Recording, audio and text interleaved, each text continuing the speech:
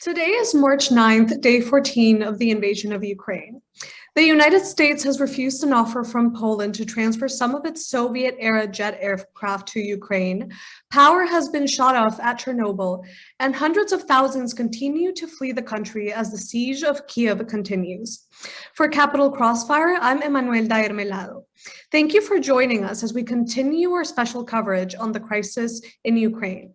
Today, we'll be speaking with Dr. Richard Arnold, a professor at Muskingum Universities, whose studies have focused around Russian nationalism and ethnic violence. He is also currently studying the Russian Cossacks who are providing military support to the invasion. Thank you, Professor, for speaking with us today.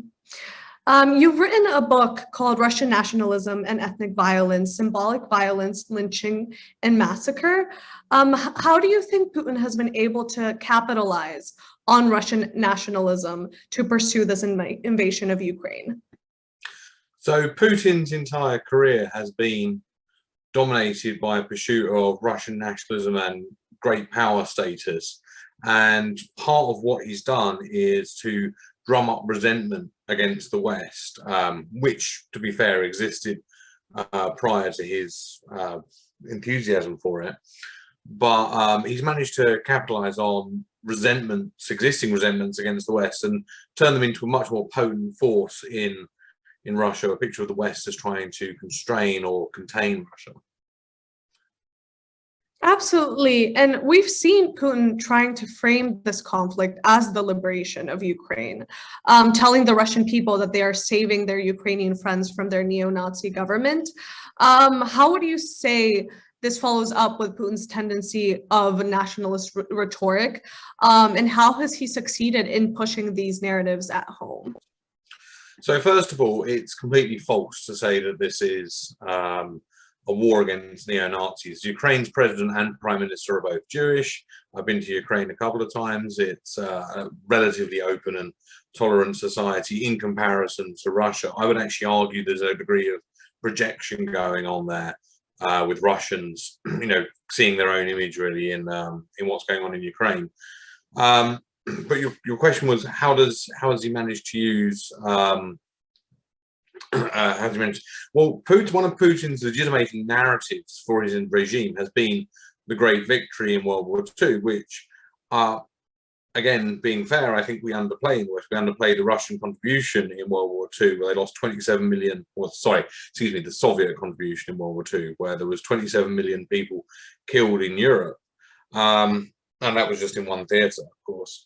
So that's been one of his founding myths for his regime.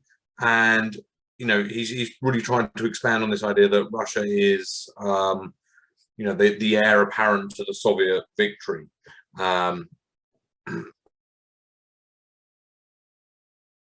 So, am I missing something on your question there? No, okay, all right. That's perfect. Thank you so much. And as well, you teach a class called The Politics of International Sport, and you have done editions on the Sochi 2014 Winter Olympics and the FIFA 2018 World Cup. One of the reactions that we have seen from the world is there are a lot of athletes that now aren't being able to compete in international sporting events. One of the examples is in Formula One. Nikita Mazepin has recently exited from Haas. How do you think the future of sport looks like with athletes from Russia not being able to compete, and also kind of changing events that we're going to partake in the country? Well, so the first thing I could say is will be allowed back into international sports for a long, long time. We can think of the South African example, where due to the apartheid policy, South Africa was banned from international sporting events. So there's certainly a long moratorium. That's, of course, the least of the concerns. But I do want to say that Russia kind of signaled that it wasn't really willing to play by the rules, and it would cheat, in effect, wasn't going to be bound by conventional norms following the doping at Sochi, right? For which they received very little sanction. And of course, we held the 2018 World Cup in Russia. Again, this was that could have possibly been taken away as a result of the cheating. But to answer your broader question, I don't see any chance that Russia will get involved in international sporting networks. Certainly not not the Olympics, which they had in the last 15 years, and certainly not any kind of soccer championships. And in fact, the Russians have been expelled from, I believe they were going to hold Champions League matches in St. Petersburg and Moscow, and that's no longer going ahead. So Russia's now got a lot of stadia that are not going to be used for very much at all. Again, it's not a huge concern for the Russian regime, but it's a cost. Absolutely. I mean, this has been something symbolic for the world, but as well, we can imagine for the Russian people. You've talked about symbolism in your book as well. Do you think if this drives the Russian public into greater protest, could this have enough pressure to have an effect on Putin, or does it not have enough kind of leverage for the Russian people or on him? Yeah, the problem is, how do you translate public opinion or public sentiment into policy in an autocratic environment? And that is really the big trick here, because so far Putin's arrested and repressed the protests, as he's done with Navalny. Now, apparently there's been 14,000 people locked up so far, although don't quote me on that statistic. I think I saw that on Twitter. But there's been 14,000 people locked up. There's a lot of protests. Of course, this is really badly affecting Russia's standard of living. And so I forget who it was who quipped that society is 3 meals from a revolution, but it seems quite appropriate this time. One thing I have been surprised about is that Putin hasn't taken advantage of greater repression to kill Navalny. I mean, he tried in Novosibirsk, and Navalny bravely returned to Russia. I would have expected him to go and kill Navalny. So it does suggest there are some limits as to what he's willing to do in terms of repression. At least that's my view. Yes, and you are also a member of the Ponar's Eurasia network. How important would you say it is to kind of have new approaches to research on security, politics, and economics of what's happening in Russia? I think it's very important. I think, I think it's extremely important that we have to be creative in ways in which we can engage with our Russian colleagues, and ultimately we have to live together on this planet. And methods or approaches or networks that can facilitate that are going to be all to the good. Of course, right now it's a moment of extremely high tension, and we want Russia to get out of Ukraine. It's acting absolutely scandalously. This is not how 21st century great powers act. This is kind of a 19th century playbook. And that's something I'm interested in, with how Russia is really acting more as a 19th century nation state. But ultimately, I think bridging the gap between our conceptions of what is appropriate and the Russian conceptions, that's going to require creativity, but it's something we have to do. We don't really have a choice in not doing that, because the alternative is too terrible to think about.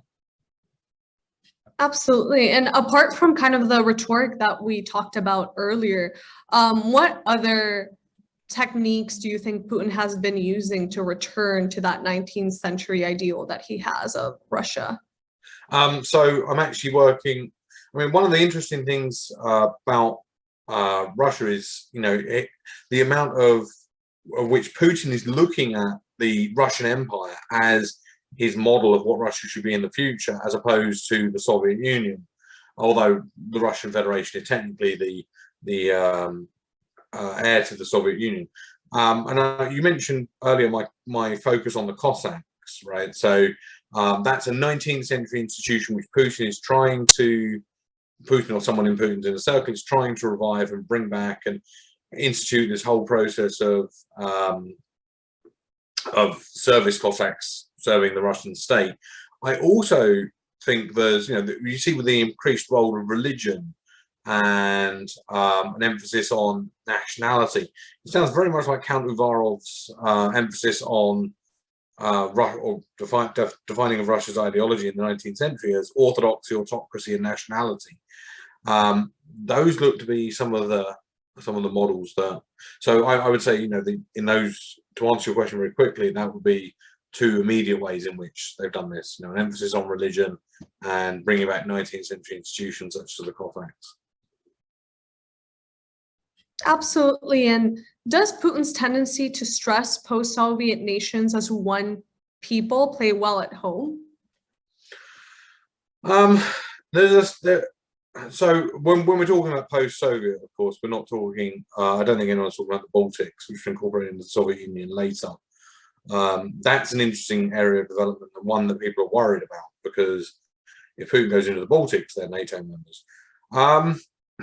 Certainly in my experience, the idea that Belarusians and Russians are one people is widespread, and I've talked to lots of people who idolize Lukashenko and say, like this is what we need to be doing here. In the course of my research on Russian nationalism, I've heard less explicit praise of Ukraine, but there is a strong ethnic attachment to Eastern Ukraine. So one of the solutions, or perhaps not solutions is the wrong word, but one of the end goals might be for Putin to effectively annex Eastern Ukraine and the West becomes rump Ukraine, but that's all up in the air right now, so it's just speculation. With that, do you think Putin needs the support of the public to continue this conflict? Again, this goes back to the question of how does public opinion translate into policy in an autocratic environment. And I do think there's, certainly he prefers to have public opinion on his side. And the last polling I saw suggested that something like 60% of Russians are buying the line, this is a fight against neo-Nazis and Russia is acting as a liberator and a peacekeeper.